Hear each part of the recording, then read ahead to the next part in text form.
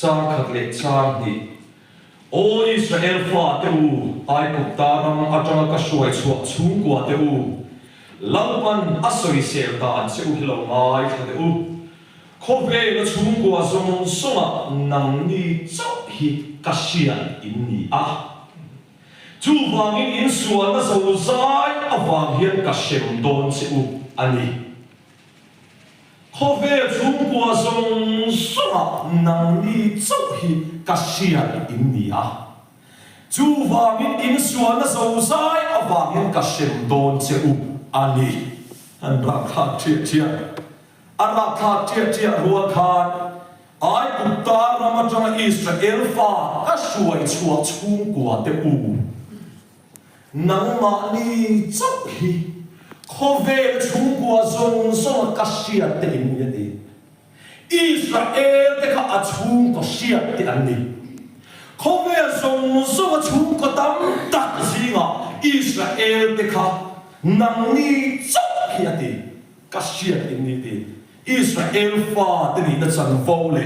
a chung kwa chau an nei chun chung kwa min ni ti la pa chu kino no sen amen chu khatai ha bible thu ka kan sia do ti chuan ka soi pa in bible chang dang he chu ka ron soi tel to don ani ti chuan pastor chona le khabu wa mi Zoram lungai su Joseph an chan cha change ti lai de kha i ka ron soi le du bok ani chu atu thiang kan sia dal pan min som sa ko se amen ei zai thiam tak te zai thiam la te kan hu ngai lo ber te kan han hu roma ti chu tu thung lama min basa le me ro pui tak la hu ngai lo kan dai ma tu thung lo dai lo va vai to te pui thin tak te me ka hu hian ta lom si na mani a chuarin ka soya khove la hiaring mi hian interview min pe ta se kan in kan sa aku in kan sa tui kan pe ni chu ta tui kan pe lai chuan in kan lei tu na hiaring mi chu MCS IAS an nia khove mi tan ngai sa em an chuang chi na ro pui na le choi moi na an plan chi na ni mi sian in chu ta chuan in interview hi min pe se omte khove la hian tu nge i nei sang ta min tu ta se eng tin nge ka cha nang ti hian ka ngai tu na lo oma chu ta ka ngai tu na lo om chu pathian hi ma fa ma chang nam te pathian hi ma fa ma le thai nam te pathian hi ma fa ma tuar nam te khove ka ngai sang ka te an ni ti hi ka ri ro chu na lo oma voi nian chu pathian hi ma fa ma so om tuar to tu te hên buồn vã xin thấy khôi trong là lẩu calo nghe sự ông tâm tắc tua tổ thì ăn mì thì ăn sự ông tua nom tu ở vàng lal pa tu chung lẩu vàng về quý tu lên ăn hung lẩu duy tu để hít ăn rau bùi cắt đi chung hậu kia thu cái sấy thấy hít dân nhân calo mà vàng này cái đi đi thì cái căn sấy mà sấy tu có cả thì chuanin apakat lea chuanin ni e ka cái gì nào kan pi ina on soya cái mà nghe bôi anh chị na bầu rùa khun rây đẹp lẽ toa trăng khanin thu thung mi te khun man na yan ka in rot to ngai lo fani asan chu in đầu này anh sẽ thấy lu thu ka ha chi ni chu kanan kala thu lo in ang la wa anan in soya anan khe na anan in foma khang rama khang ka ha chi ni chu ba so om lo in ha sa ka ti ya kan kum te la lo pang po ka tha ra wa kan la duam te po ni mai thaya kan la pal so lo po ni mai thaya ram mo ro ka wa min kan pura ri ta ram mo ro ka vai pa hian min suai na wa kan pura ri ta khovel media a mu sit na le soi se na le do na sitin re kan chunga lo khen ve a ka hian wa min ne re ma se mi ten huwa khu ka le soi sa ka min wa kan kuan min kal sila min ko doktor ten rual pan lo le ril buai pati sam lu khaya min en ko tu ten an ka thai pato pin youtube pa min cho la min phone thai pato param bo ruwa ka mu sit na le do na lo to lai tu thung mi te in ang lo te ka in do na ka om le tin ka kan nun khai bi phe tin ni chu ma se bu in ni la hian bo ruwa sang le ko na sang nei um sia karung kal ni zana tang toa engma indo na bawruwa ala umlohi kalo mani di po insan niya soy lang vele karuni chu ama so tuan soya tu soy so ati lo chuan le laman ron tingan ron tirha tiang re ang ka ha thi na ni amero chu het tu la hi so engma theng lo wa mi sang chu kan ni yen ka sia mà sẽ là chúng em mà khen lo thì gia đình hiện ở đâu cũng cái gì căn lồng em mà đi thì cả các đồng sĩ đều đủ bốc anh chú thì chú anh na cái nào thì giải đủ tất cả số về để thôi na buôn chú đã biết để chân về chú thì tôi mà sẽ giải được nếu để ông tôi tôi làm mà cái số đó này lần ba vì là khai thu suy đủ rin cho đủ bằng bộ khá chen cho mình bây giờ amero chu soi he soi lu kha in khom ban ka chuanin ho tum kha khan dia ni zana kan tong tra ya ni zana ka tong tra ya ni zana soi tu kha pathian ne na ka di na vo in cho man ni tu thu soi tu ka di la chu thu soi tu ka thi tho la wa thu soi tu program kan nei so ma min pe so ka soya kha ba han chon tu lam kha soi tu ka ta ram po lo wa ni a chan chu ei umo nan ka bula dule ibi pui tu soi le zai ko mong ka to me se la tro te o pui lo tong trai na te po man le thot ka du ka ti a zan yin tu soi tu tong trai lo ka chu ni tu ka soi zo pa me se pok sia a thar lo ka tu soi tu ka dap chok thei tho ma se an ko chung si lo wa tu ba chu ni tong trai le thot ka du ka ti a vai ko in chon hu ko ka ding lo wa ti chuan ta ya kan tong trai ya kan ron kal don ten kun kan hma ki ti lai om ho kan chen ina om ho te trong trai na kun kan hma trong trai ro na te chu da chuan kan trong trai so nu khan khati lai bible sang thu ka chia ka kai ma aron om tharon no na ti chuan in Joseph an san tha chang Zoram lungai su ti ne khan alo om tharon non boka kha ron soi do na ni hey karon ava Israel na karon am chuai maya karon au thuai maya pathian in nasatakin kakapo min hong ni in kasia report ka fa pek na chuani anu lutuk bawru ka tang chabok sen in hong boxia bawru ka nu ma mi po kan chanem me a hol nei to chuan ka tia i khanin alo hong thu te report ka fa pe ni zakto pakha với niệm thu chung mi te tam tak kan kal khoma ke kan pe na kan ka na thu chung na tam takin kan va ka kan ani chu da chuani zakob kha fa som le pa ni anaya zakob atangin Israel al chuaka Israel kha kan fa som le pa ni an omani chu a fa som le pa ni zina chuan Israel afa som le pani ka Israel kha ta kan ni tho Israel ka kan ni afa ta mi zia với niệm ron san niệm ron soi om de ta i ka ron soi do ni afa ta mi zia khan singa khani Israel in ti le pathian thung thung a tan te afa Israel kha fa ta mi zia khan enge kan ni na ve với nia kan se me ni na soya in khom program pia lam kan nun apoi mo na thoron se aro pi le ka sia riu bena afa u berani Israel kan ni kan ti tro với nên afa ro lua lo tu ta sina afa ta number lo om ve kan omen ti với nên ka se lok don riu bena afa u pa berani lampan ti hianati kafa uber ini Genesis chuan Reuben nam hi kafatir ka thil ti thaina ka chakna ra ma sa ni san ber na le thunai na ber chu ita ani ni ma se la tui ama het lo ni tui ama het lo ka Israel fa ta zi an om Israel fa ta zi ma tui ama het lo pa kum pui ti bol lo tu ini awangi itan tu na sakani na ni hallelujah tu ya dia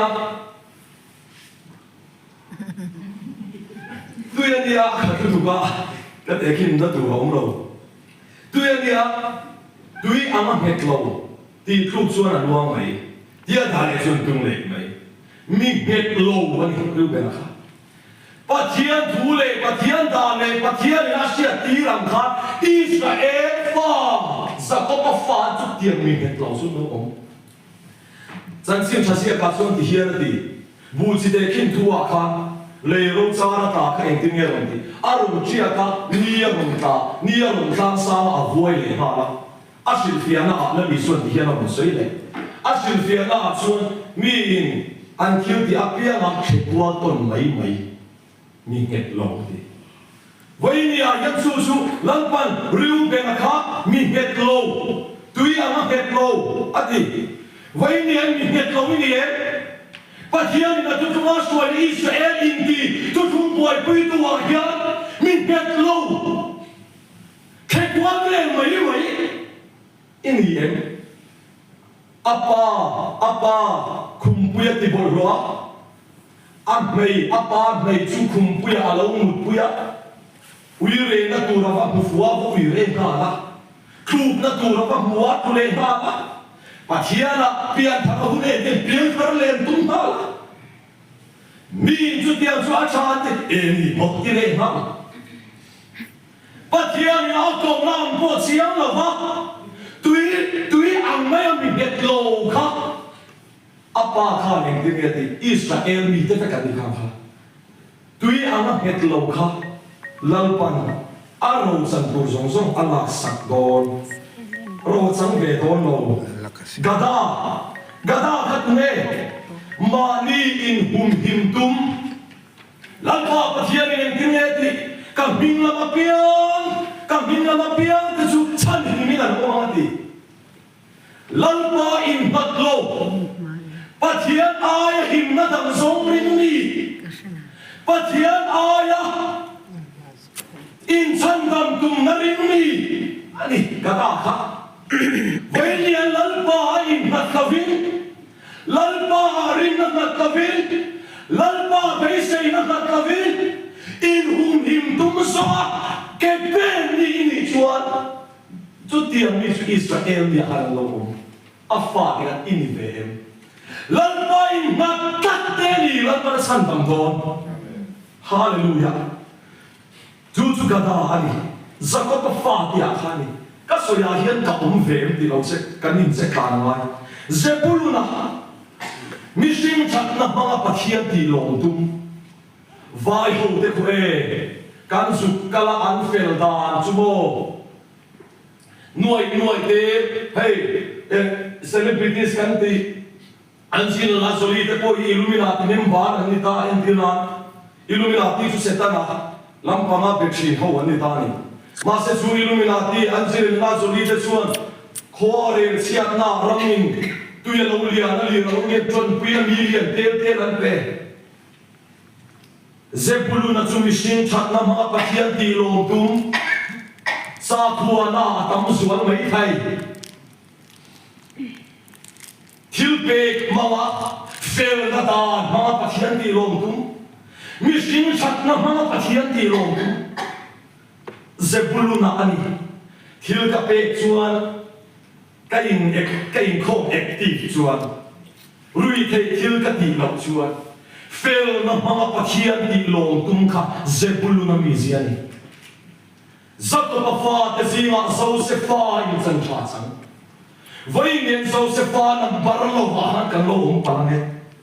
Isakara thi na kha mi suan dem tu pathian le mi sing du dan inkara indomi ani indomi kan ni mo Indochin kan ni mo Isakara khathi na khatani Israel intinu intipa thi na kan khaten Isakara rama kan momen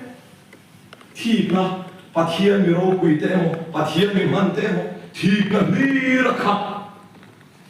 Indo tum zo na thei to pamala midang te an ma chapanang di an lo awangin karong bol pui ama kia ma kal pan ti an lo awanga thi na awanga bei chang sin Isakara thi na hi ro thi Israel khat i lo mi ve ma nge dana soi kha zel don soi tu ra vui thai ka don ve ni dana vui vai chim pa pathian ai chung nu ber du ho tu ni du awang mai chang tin chi hallelujah mi te chok boy tu lam chang song pai dana ani vui vai chin chi lam chang song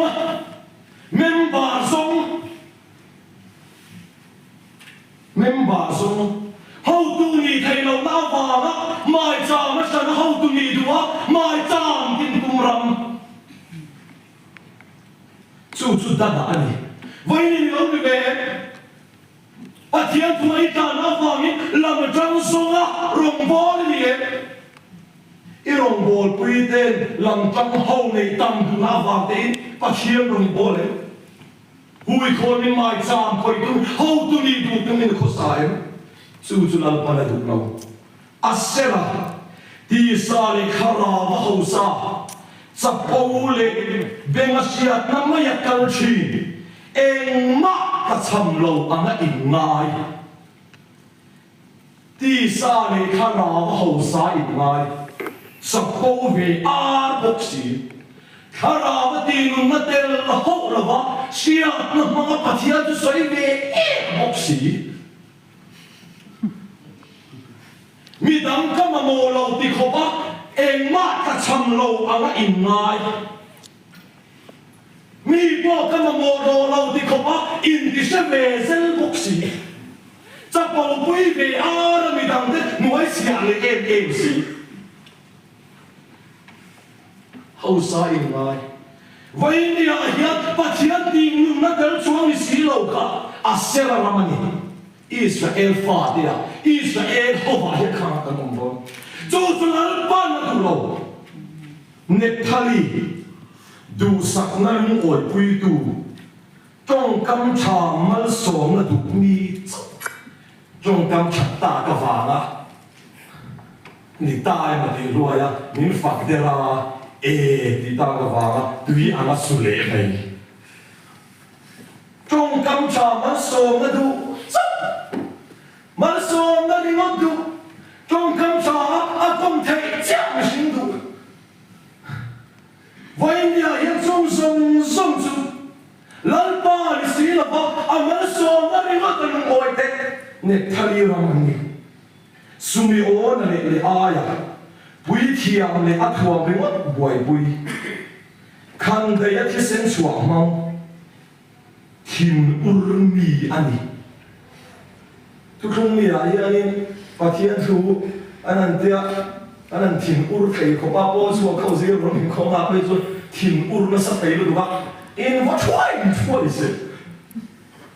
simi o na le via voi ni an kham ram khalal pan du ro ka sia ka le don Benjamina tai nam ra sum sem tu mi te pong nek ching mi lal pa thin lung ma sa a hu in chir le chi lal pa poi soi thoa i kin chi mi ngai dam ro ti le chi ani Benjamin chu voi na Israel mi ti te sina chu kan om mai thai lal pa chronic ko sa chu ti hian ti an tin le ti kan an sual te an sima kalam an lo hui chon ka mai da ma ti sim chi ani ngai dam sim lo an ngai dam thu sei mai lo sim la ti le chi la in chi le la ti le la ka ngai dam a ti re lo sim ani ngai dam til ti sual seta an no in chi le chi mu sing ani vai ni ai pathian chuan sim na ta ka ta ke pe chua ra chua tur lal pan song vai ni ai thil ti suwa re ni tu chin te kan ni am min kai to tu ri so Krista chian chaber kan nei bo amero chu sim na hilal pan du kharau thiang lim po ka sim thuwa te fel thuwa te suwa thuwa te an thiam lo sia sia tira la tia sim thuwa te la li so na zirtir te ava tir dong khan sim na thu hata au pui ro ti sim na alai sim na tel chuang si lawa in sil le du ren fo ren me ha kha de mo ta pa mình lai dam ro ti nu lo ka ti suwa le ma ya nu lo ka ti suwa le e dam dir non se a chen pe chu voi na ne ma po voi so mai dam dir non to ka ti ang ver chu ben sam na mani juda Isu Krista mantir tu Isu Krista mantir tu Isu ring tel chuang si lawa tu thung dan tung ding tu Isu khem bet tu ni juda chu ni tu oi na ai in thoi na ai poi mo tu kan pathian chuan enge du in thoi na ai tu oi ka du dia tu oi kha du pe tu pen ka tu pe te zo tu oi chuan min mai tu ni ti juda ero chuan tu oi ai in thoi na angai na in thoi na kan ti chu enge kan ti chuan in thoi na chu tu lai chuan ran ti sen an hong an va se en vai in thoi to lo tu lai in thoi na kan ti chu enge thil pe te lam te zai te kha in thoi na ni vek to juda chuan in enge kha thalo ka ti chu nya lo ma se in thoi la ve re tho trong tai ve re tho thil pe te in khom active em re tho ni ma se la thu oi na pathian du zo na nun tum na reng nei chuang ha lo dali ya kan su kala mi lim hau hi tam tam ve de mi lim ka soi chia ta ni lo se an vai chuan ni chuang na vang chu da chuan ni restaurant na kan so la eng mo ni kha in tur le kan chok tam nei an mi lim hau ber zo kha khau an thia ko de an mun sa men ro pui sia hil eng kim kha tam ni chu chu da chuan ni chu ka soi du lai chu thil poi sak mi lo na kha thu oi na le pathian bu zo an tum na om chuang si lawa pathian di ve reng chung si a atan ke pe ni om taka hun mang ve reng chung si a ma sela thu oi na le pathian du zo ma nun tel tu mi chuan si lo juda la ni juda chuan Isu a khem be ta Isu a no la a khem be tu a ta la a biang a fo tu a ta la phat san tu a ta voi ni a hian chu juda ni juda pu a boral amma thama a fa te zinga khan Isu Krista juda angin phat san su Isu Krista juda angin phat san su Isu Krista juda angin phiar su khem be tu le bo tu a tang su chu juda na mar ni Israel in ti te zinga chung an tam mai kan sukala delia kan sukala Israel kan sukala kan kalpui pa ka Israel in ti thofani Israel in ti nia chuan Israel in ti kan nia ruma kan omlai ro luta omte Israel kan ia kai po kasia te po katana atia ti chuan Israel kan ia ma se Isu a hi ka be mai lo ka tong kai na hing po kan am mai lo ati ni chuan chuan i kalam ngai ba i ka pathian ni be lo ni ati chu kai ni Israel ma chu ron ka le fe kan ni tin kan ava Israel in ti ve o ka ni kan to ni chu Isu a khem be tu ti du ta tu man tir tu ni voi ni ai ne ma una va khan i om ve em thi tu ra ma kal ka thi tu chi a mai sam dina pola tu ma men ba na tu ma ke pe ra kan om Israel fa nam so le pa ni ka ti am mi sia nei khan tam lu tu khan kha lan pa ra ma ani ve lo eng nei len Joseph ni Pastor Jonan Joseph chan cha chan Zoram lungai su ati Josepha chu engmi nge kan apa ina du saka pathian in amanga abechina pathian tan na thiam hima a una te an huat lai le an thik lai pin a holet ve ngai lo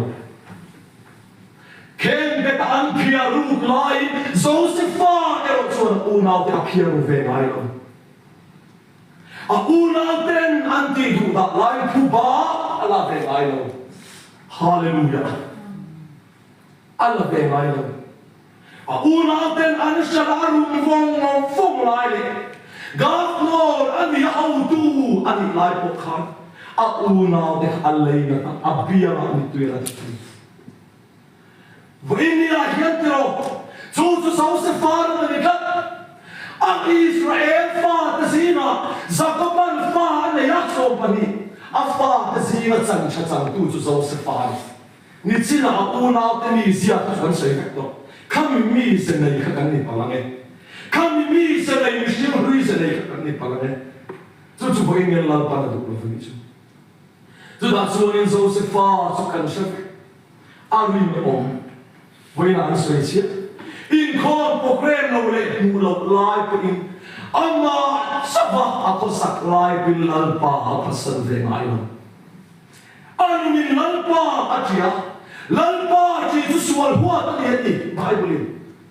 lal pa chi tu chuan sual a kal san chi ni Joseph fa chuan lal pa a tia ke male Reuben ang mai pa kum pi ti bol lo na tu luk na tu faro nu pui thek na chen sane ti chuan ni na sa ta ka pia ru thei na le pathian ta na ri om ta ta a mi ani a mi nu ve ngai lo zela ta nai le tu chia da al ti du da ber lai in lal pa a pasan ve ngai lo chu ni Joseph ram chu hallelujah amen a unau ten an shana an khen be lai po in ani chuan a unau te a phasan ve ngai lo vai ni a hiat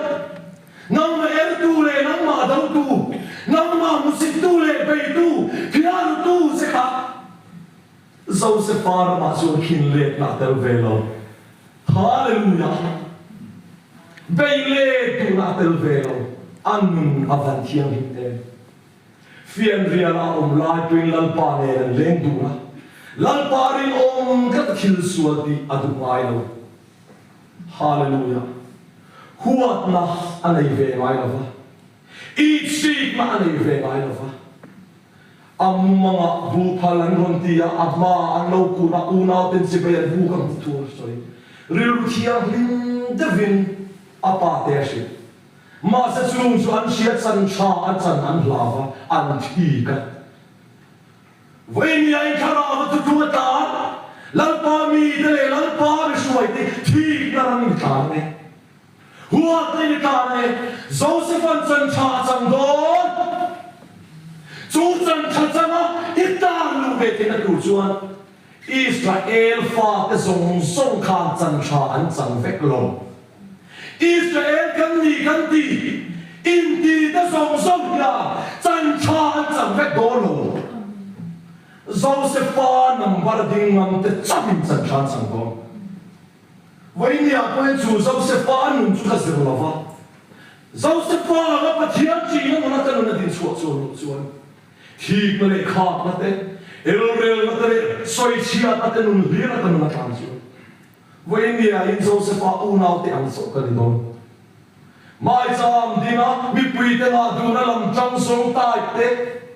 fel na le ka khat na awanga mi ti lom tu ringa tu na thin lung te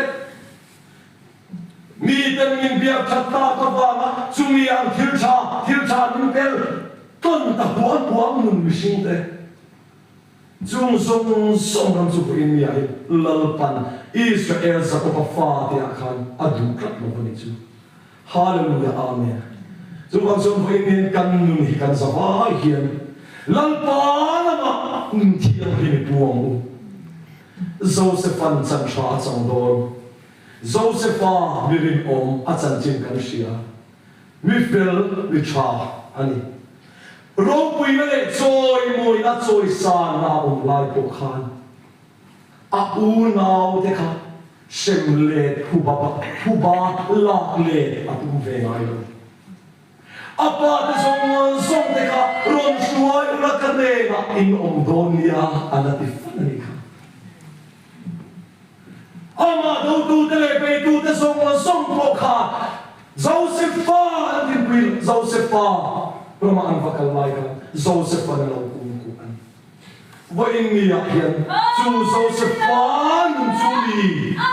Israel ni dam tak zia chan cha chang tu mi sing su kan nun hi Israel in ti ho hian I in se ka bu bol ro te ren chu se Israel in ti in Josepha chan ka chang do chu Israel in ti riwat mai na kan le pathiana Josepha nun nga kan din su Zoram suan kan bora don tho hallelujah amen Zoram suan ko in ya hian Josepha nun Zoram lungai su Josepha chan cha chan Josepha chan cha chan don unau dang song riu ben ante dan ante kha ilo ni palang Aser ang teka ilaw ni palang Sumion le Benjamin Misia ang teka ilaw po palang Voin niya in Josepha panganong suwaka din suwaka kinulung tiyang himpualal parang ko'y turing kanun in siyam ang ayin hallelujah amen Voin niya hiyan tutong ni kantam tak ehikan oma itutong kaldan ni tenaan duklaw siya Josepha kaldan kaunaw tenan dura fa anti mas chu Josepha ero chuan a holet vela va a king let vela phuba la ve ve mai la va lalpa chi na ni an la oma lalpa ne le du zokhi voi ni a lalpa ne sok le du ni na lalpa ne sok kal du ni na lalpa ne sok ke pen du ze pu Hallelujah, amen. Zu Israel in die den kan kong zok tu ro ni. Joseph an chan cha chan ang kan chan na tu ra ta na chu thil chu alo in siam na tu ro ni. Hallelujah, zu ban son fu in dia in lal pa mi te kan in jong chai pui anga. Israel fa te in di te zinga nun thiang him lo pu si. Nun tak nei chong si lo hian kan lo ong ne. Pathian tu tu ka reng chung sia ti sa thil du na wa pathian ni min ko na po khat san ngam ko patui ang het lo sin ka ni ne hallelujah amen chu man sun bu ni a hian lal pa ta ding su ke tu le lal pa ta ke pe na ka thai tu kan sa wa hian in bo se thar ila kan lo min chen da don kan lo kal da to don sa ni ya to sa ni kan ti kha Hemi pokre ma suan. Atop sani ikal zela te kan loin chen da na huna te khan. Josepha ang nun minget. Rin fian riala po pathian patsan mai lo. Sai na tu fin suan ti hian ti. Mi ama chawa ko sat laya a du da ni ami zebi takan ni chi. Voi mi a hian lalpa zo kian kan nu endon. In poi na ta ren chung si a hil dik lo te le ren si nun kha pathian na du lo kai hian ka chan dam thei lo sia nang khan min chan dam thei lo kan chan dam na tul bin sa na li su Krista le kai ma ni ka chin fel lo te chwe an bo ral do voi ne kai ma ni chau ni kan poi mo ikal na tura itam na tura ikoma Israel koma akalla Josepha nun angan suak thei turin lalpa rin a irin pabila lalpa lama nge takin idin zerang bu atu kan soy lalpa so se pathian ma ku ngan tung try